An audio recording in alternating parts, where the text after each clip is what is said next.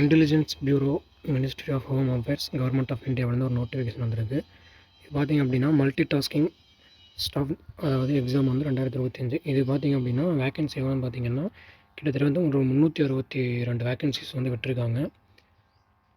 இதில் பார்த்திங்கன்னா சேலரி லெவல்லாம் பார்த்திங்கன்னா 18,000லேருந்து 56,900 வரைக்கும் வந்து சேலரி வந்து இருக்கும். இதனுடைய குவாலிஃபிகேஷன் பார்த்திங்க அப்படின்னா நீங்கள் 10th வந்து முடிச்சிருந்தால் போதும். அதுக்கப்புறம் வந்து இருப்பிடச் சான்றிதழ், அந்த சான்றிதழ் வந்து வச்சுருக்குன்னு சொல்கிறாங்க. ஏஜ் லிமிட் பார்த்திங்க அப்படின்னா 18லேருந்து 25 வரைக்கும் ஏஜ் லிமிட் வந்து கொடுத்துருக்காங்க. வேறு பார்த்திங்கன்னா ஏஜ் ரிலாக்ஸேஷன்லாம் இருக்கும். ஓபிசி, எஸ்சி, எஸ்டி, அதுக்கப்புறம் இடபிள்யூஎஸ் இவங்களுக்கெல்லாம் பார்த்திங்கன்னா ஏஜ் ரிலாக்ஸேஷன் கொடுத்துருக்காங்க. எக்ஸாம் பேட்டர்ன் பார்த்திங்க அப்படின்னா ஜென்ரல் அவேர்னஸ் 40 கொஷின்ஸ் இருக்கும். குவான்டிடேட்டிவ் ஆப்டிடியூட் வந்து 20 கொஷின் இருக்கும். அதுக்கப்புறம் ரீசனிங் வந்து 20, இங்கிலீஷ் லாங்குவேஜ் வந்து 20 இருக்கும். டயர் 1ல் பார்த்திங்கன்னா டோட்டலாக வந்து 100 மார்க்கு, 1 ஹவர்ஸ் வந்து எக்ஸாம் நடக்கும். நெகட்டிவ் மார்க் இருக்குதான்னு கேட்டிங்க அப்படின்னா ஆமாம் இருக்குது. 0.25 மார்க் வந்து ராங் ஆன்சர் பண்ணிங்கன்னா 0.25 மார்க் வந்து நெகட்டிவ் மார்க் வந்து நமக்கு வந்து எடுத்துருவாங்க.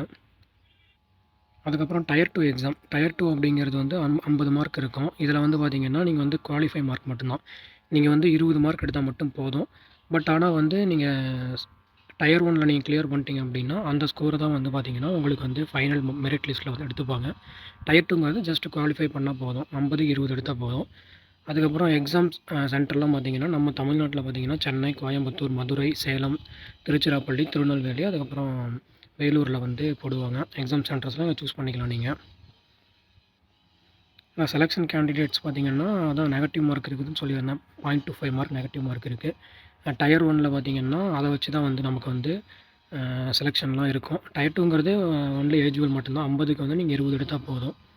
ஃபைனல் மெரிட் லிஸ்ட்டு பார்த்திங்கன்னா டயர் 1 எக்ஸாமில் நீங்கள் எப்படி பர்ஃபார்ம் பண்ணியிருக்கீங்களோ அதை பேஸ் பண்ணி தான் உங்களுக்கு வந்து ஃபைனல் மெரிட் லிஸ்ட் வந்து உங்களுக்கு விடுவாங்க.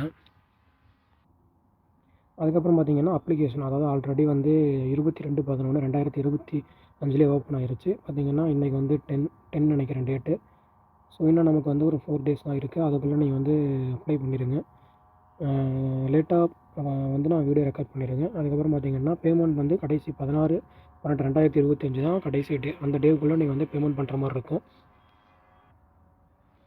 ஃபீஸ் பார்த்திங்க அப்படின்னா எல்லா கேண்டிடேட்ஸ்க்கும் பார்த்திங்க அப்படின்னா 550 ரூபா கொடுத்துருக்காங்க.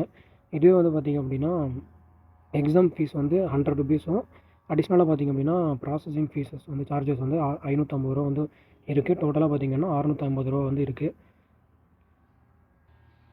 ஆல்ரெடி சொன்ன மாதிரி க்ளோசிங் டேட் வந்து 14/12/2025. அந்த டேட்குள்ளே நீங்கள் வந்து எல்லாமே வந்து ஃபில் பண்ணி முடிச்சிடுங்க, அப்ளிகேஷன் போட்டு முடிச்சிடுங்க.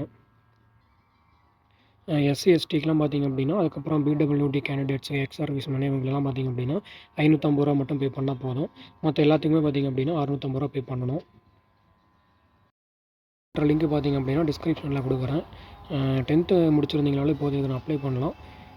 நம்ம சேனலை வந்து ஃபஸ்ட் டைம் பார்க்குறீங்க அப்படின்னா சப்ஸ்கிரைப் பண்ண மறந்துடாதீங்க. அடுத்து ஒரு நல்ல ஒரு ஜாப் நோட்டிஃபிகேஷனில் பார்ப்போம். தேங்க்ஸ் ஃபார் வாட்சிங்.